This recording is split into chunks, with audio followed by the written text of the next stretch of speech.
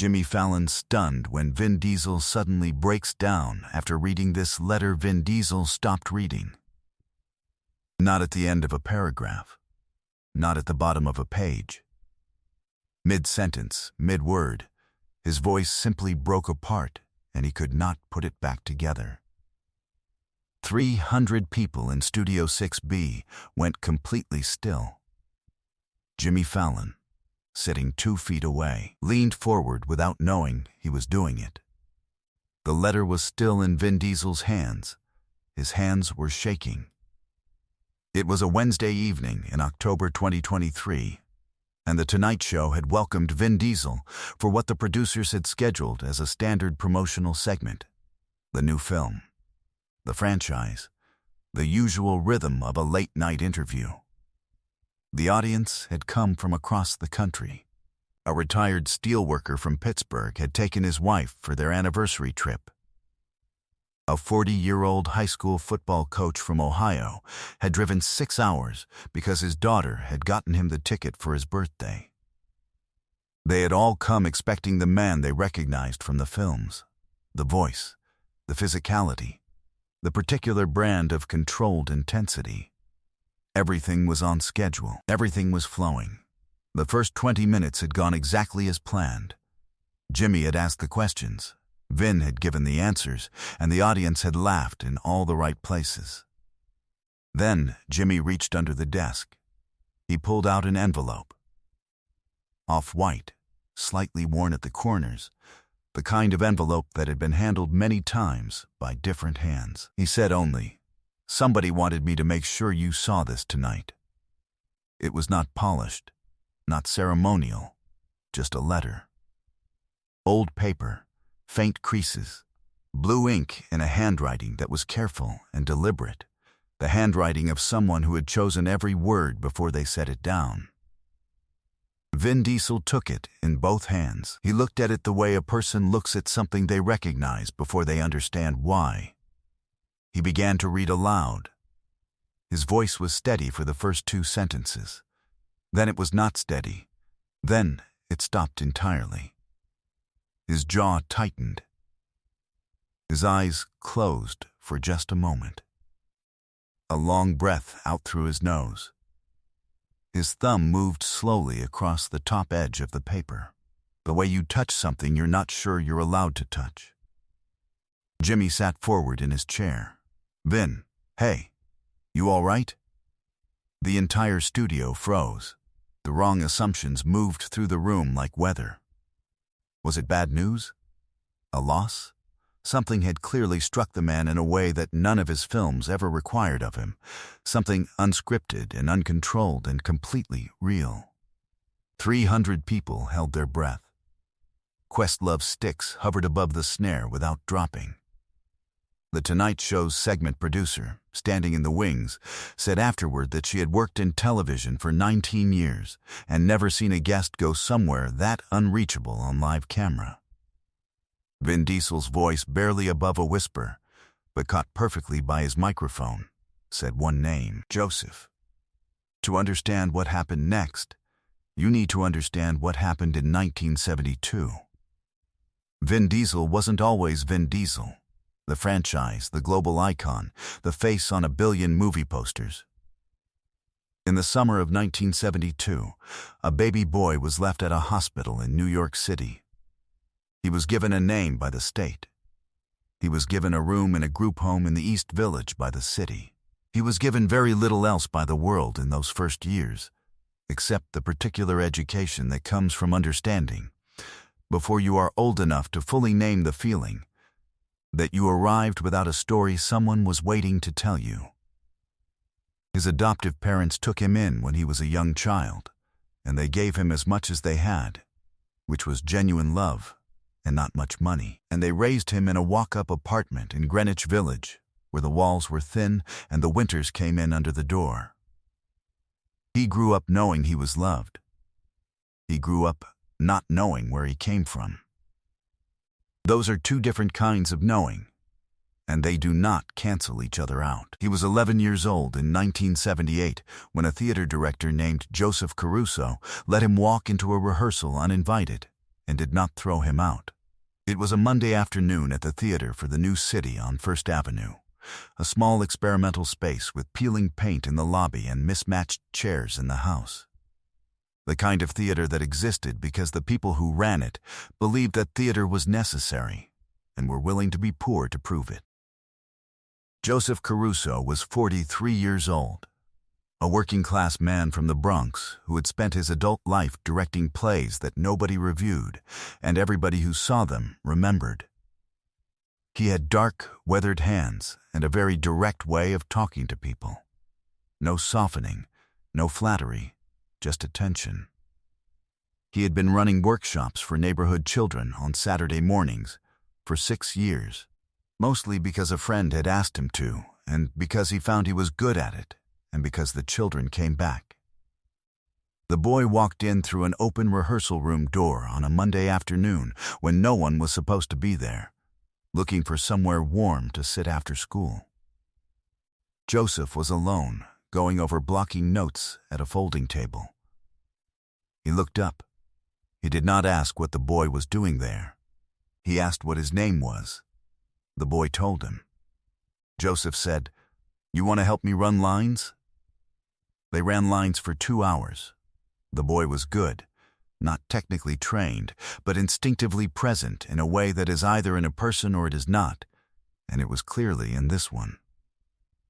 Joseph Caruso had seen enough child actors to know the difference between performance and presence. This boy had presence. When he listened, he actually listened. When he spoke, he was actually speaking to someone. He started coming back.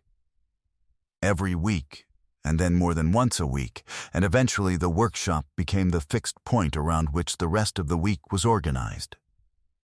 Joseph never made a production of it. He did not tell the boy he was talented in the flattering, inflating way that people tell children things to make them feel good. He told him specifically and precisely what he was doing right and what he needed to work on, the way a craftsman teaches a craft. He believed that real encouragement was not warmth. It was information delivered by someone who took you seriously enough to be honest. In the summer of 1978, Joseph cast him in a small production. It was the first time the boy stood on a stage in front of an audience. He remembers the lights. He remembers the particular silence of a room full of people choosing to listen. He remembers that it was the first time in his life that he understood, in his body, and not just in his mind, that stories could belong to people who didn't know where theirs began. Joseph Caruso taught at that theater for another 3 years after that. Then a grant fell through. The Saturday workshops ended. The boy was 14 by then, and the path had already been set in a direction that did not require a workshop anymore. But the person who had set it remained the fixed point in every version of that story. Fame came slowly, and then, all at once. And the East Village became a different place, and the theater for the New City was still on First Avenue, but Joseph Caruso had moved on, back to the Bronx, back to community work, out of reach in the way that people who don't seek attention tend to be. Vin Diesel spent years trying to find him. In the fall of 2022, a woman named Rosa Caruso reached out through a production company contact she had tracked down through 3 degrees of connection and 3 months of trying.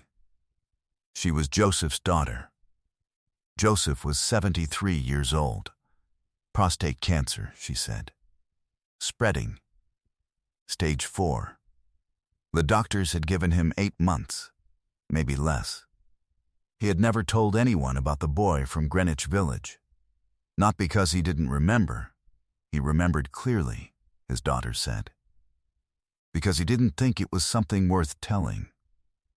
He had done what any decent person would do, in his view. He had let a child sit in a warm room and felt like they were worth listening to. That wasn't a story. That was just a Monday afternoon. Rosa had written the letter on her father's behalf because his hands shook too badly now to write it himself. She had tried to get the words right. She had written it 4 times before she was satisfied. She wanted him to know, before he couldn't know things anymore, that the Monday afternoon had mattered. That, the boy remembered. That the man he had become was still, in some essential way, the boy who had walked in through an open door looking for somewhere warm. She had sent it to The Tonight Show 6 weeks earlier. She had not expected anything. Behind the scenes, Vin Diesel had made a decision that defied every producer's expectation. He had arranged for Joseph Caruso to be brought to New York from the Bronx, quietly, without announcement, in a car his team had sent. He had asked The Tonight Show staff to seat Joseph in the 4th row and to say nothing to anyone, not to the floor director, not to the band, and not to Jimmy Fallon. He had asked only one other thing, that Jimmy read the letter aloud to him on camera, so that the first time he heard the words, Joseph Caruso would be watching him hear them. But this is the moment no one in the studio and no one watching at home ever saw coming. Vin Diesel lowered the letter. He was quiet for a long moment, and the studio was quiet with him. Then he looked out at the audience, not performing the look, not scanning, but actually searching, and his eyes moved row by row until they found the 4th row, and the man sitting there in a dark jacket and a careful, watchful stillness. The same stillness he had always had, looking back at him. The letter was still shaking in his hands. He stood up from his chair. Jimmy Fallon did not speak. The director did not cut to commercial. The cameraman closest to the stage took 3 steps forward and did not look away. Vin Diesel stepped down from the interview platform and walked up the center aisle of Studio 6B. And the audience parted without being asked.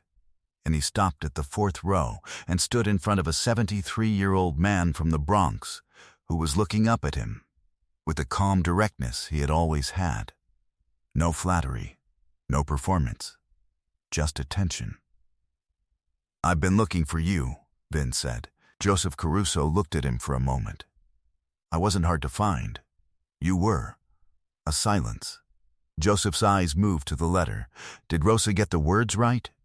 Vin's jaw moved. She got them right. Joseph nodded slowly. He looked down at his own hands. "I just let you sit in a warm room. You told me I was worth listening to. A breath. I was 11.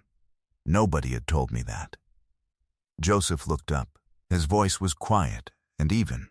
The same voice he had used for 40 years when he told people specifically and precisely what they needed to hear. "You always were." Vin Diesel sat down in the empty seat beside him, right there in the 4th row.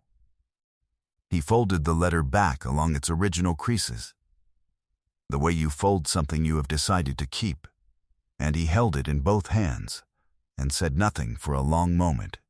And Joseph Caruso put one hand on his arm the way a man does when there is nothing left to say that words are adequate for. Questlove stood up from behind his drum kit and set his sticks down on the snare.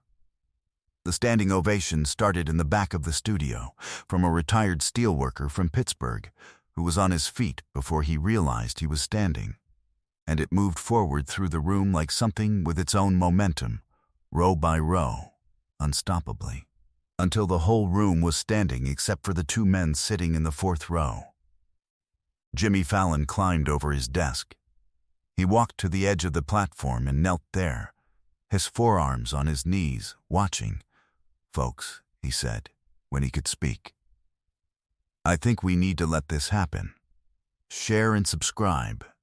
Make sure this story is never forgotten." Joseph Caruso passed away 14 weeks later, on a Saturday morning in January, in the Bronx apartment where he had lived for 30 years. Vin Diesel sat in the 2nd row at the service, not at the podium, not in a place of honor, just in a pew with his hands folded, the way a student sits when the teacher is the one being remembered. The letter was framed and given to Rosa by his team the following week, sealed in glass, the blue ink still clear and deliberate. Every word chosen before it was written down. It hangs now in the entryway of the theater for the new city on First Avenue, beside a small card that gives no biography and asks for no recognition, only a name, and the years and the number of children who walked through that door and were told they were worth listening to. Not every door a child walks through is an accident.